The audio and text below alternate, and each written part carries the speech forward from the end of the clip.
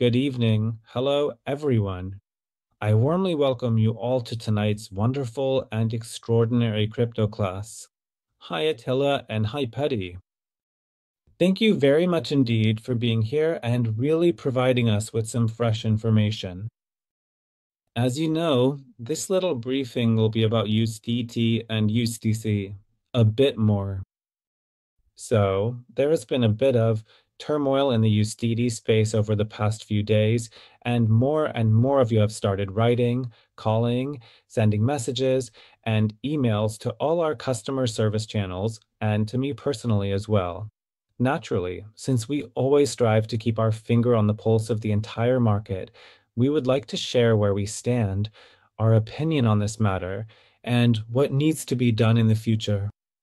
So, I won't take up any more of your time, as we mentioned that we are trying to be quick.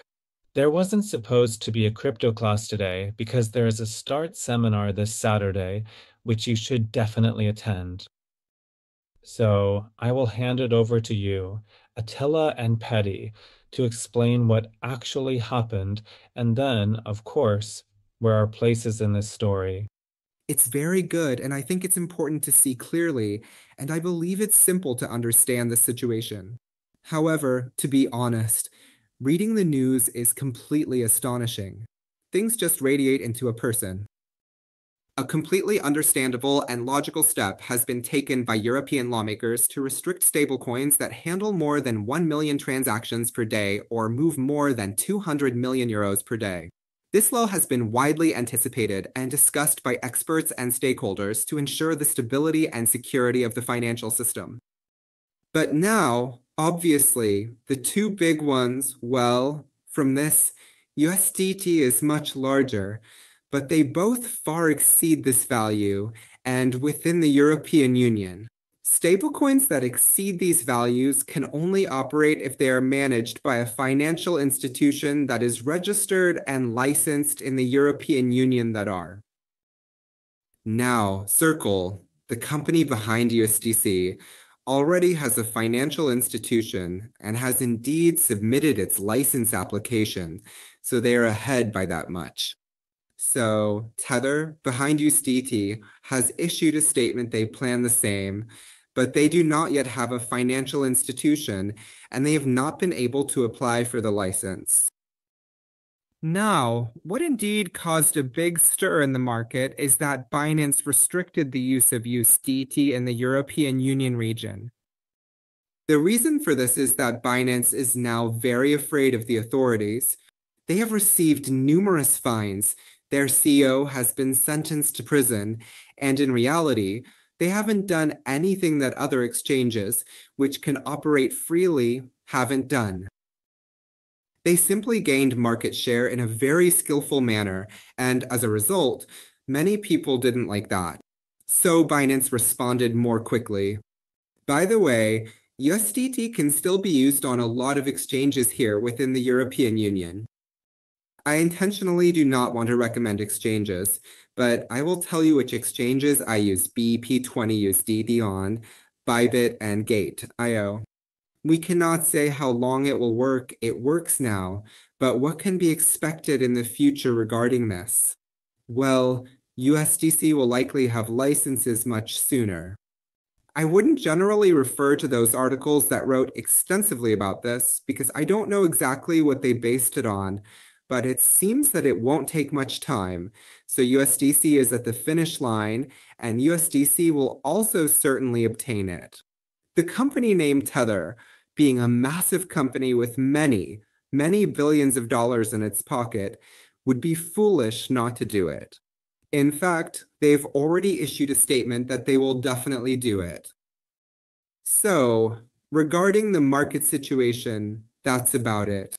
And never forget that speculators, if they can latch onto some news and have the opportunity, will do everything they can to shake up the market as much as possible.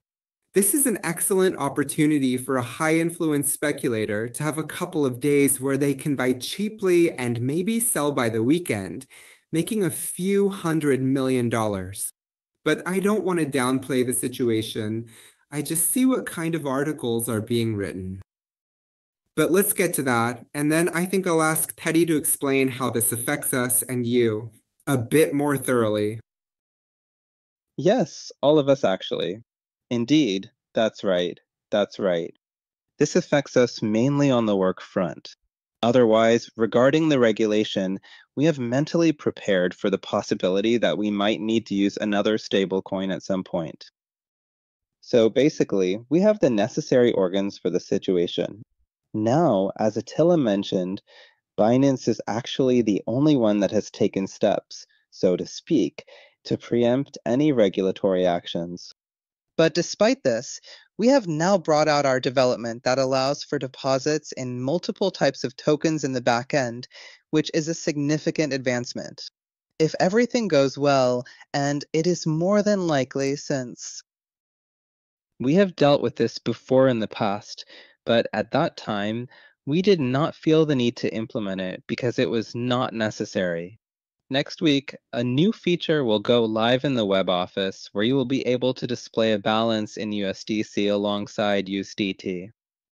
So, you can also deposit USDC into the web office, purchase packages, etc., etc., like for example. So this is what's going on right now, and this is what has taken up most of my time, revising and rewriting this in the legal contracts. Rewriting that in the legal contracts, we need to draft a brand new contract. Anyway, so I was very happy about it, just like everyone else. But this is how we are going to solve it, currently at the moment. The thing will be completely accessible in the web office platform in both USDT and USDC. Let's see. Let's see if there's anything else regarding the web office. Audie? I strongly believe that this is indeed the main point.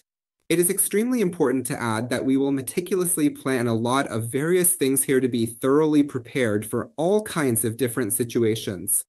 These plans will be finalized in the next 1 or 2 days, and if it becomes necessary to implement any significant changes, we will inform you in a timely manner, approximately, or so. Actually, this can really be resolved within a few days so that anyone who definitely wants to can easily and efficiently handle things in USC as well. There is absolutely no need to worry that USDT is indeed inherently a problematic asset. There is a transitional period, which can vary in length, where some exchanges do not allow the restriction of conversion, withdrawal, and other related activities. However, it is important to note that not all exchanges will implement these restrictions. But in the end, if someone indeed feels safer with USDC, then the technological option will be available.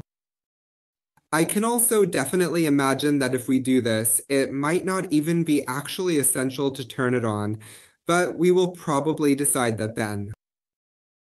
Actually, many people have asked what they can do with their USDT.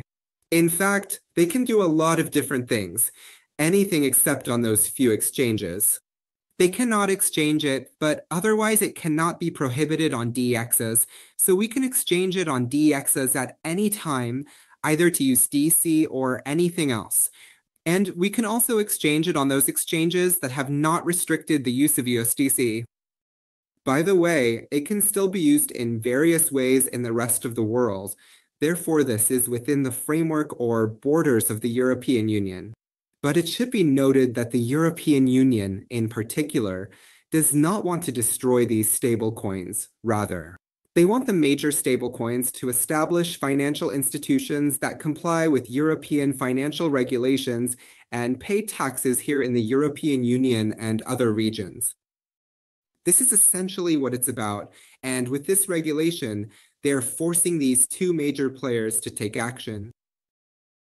And from this point on, the equation is very simple because it is very, very, very unprofitable for these players not to take the step. So both players will take the step. Excuse me? Not me. Not Hattie. Hart? Who stopped? It's with you. It's with you, Petty. I can continue talking.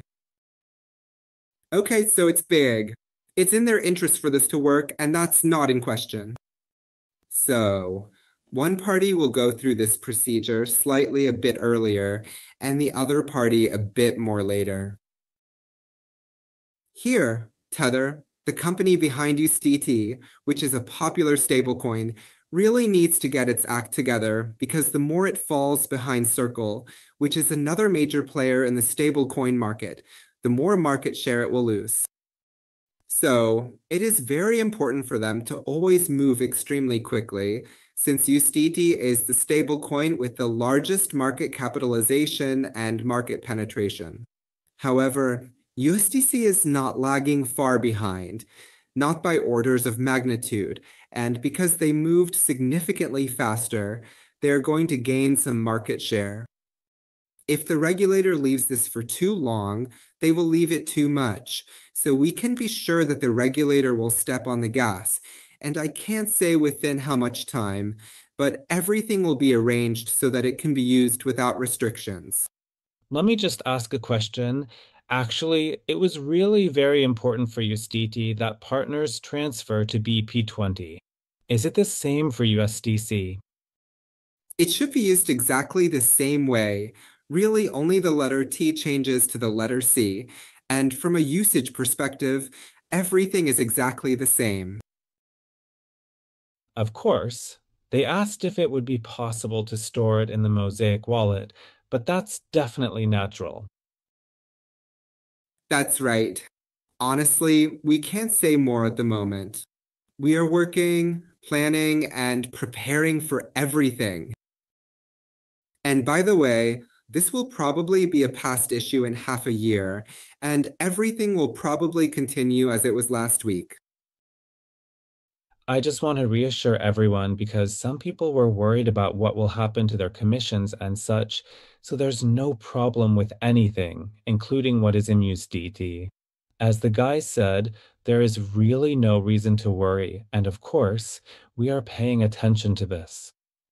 If you remember, we talked a lot about these things in the past, more than a year ago, in webinars, that changes would come, there would be regulations, and we are trying to prepare the system for these, precisely because of what has happened now, so that we don't have to stop here. Yes, so everyone needs to be mentally prepared that this is a world, a newly emerging world, where there are many surprises and those have consequences.